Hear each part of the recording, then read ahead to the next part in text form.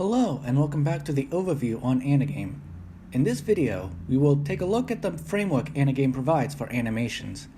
Admittedly, I could have mentioned animations in any of my previous 3 videos, but I felt that it would complicate said videos and that animations should get a video dedicated to them.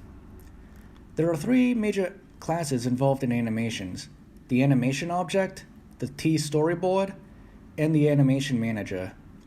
The animation class is abstract, and it holds information on how long the animation is expected to last and what the frame rate should be. Subclasses, such as change of color or rotations, should be provided. Animations are grouped inside a T storyboard, which is responsible for managing a thread in which all animations held by a storyboard are run. The animation manager, which is a single object held by the T window, holds a collection of storyboards by name, and it is through it that handlers should attempt to run, pause, or stop an animation. Right now, I have set up the color animation and a GIF animation. I also wrote a rotation animation and a transition animation, but I never bothered to test them.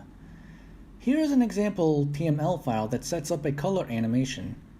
You declare an animation object and you need to set its type, length, refresh rate, name, and any attribute that goes with a specific type of animation.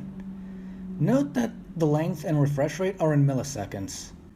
The name is used so that controls can declare an attribute indicating that the animation should affect them in some way. The animation block won't directly create an animation object. It will cause the interface parser to create and store an animation builder object, which collects attributes similar to the regular T control. Below is a chart highlighting the flow of how a single animation is created. You may notice that it occurs with the compile view method of the page, but I have previously omitted animation-specific features in order to avoid complicating that chart. By default, animations you declare will end up in the begin storyboard, meaning that once the page is compiled, the animation will run. To set it up in a specific storyboard, you first have to declare the storyboard block if you wanted the animations to run once, or persistent storyboard if you want those animations to run in a loop.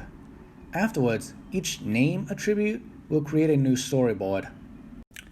When the T control declares an animation, it can also set the storyboard that animation goes to by setting the attributes as animation name, semicolon, storyboard name.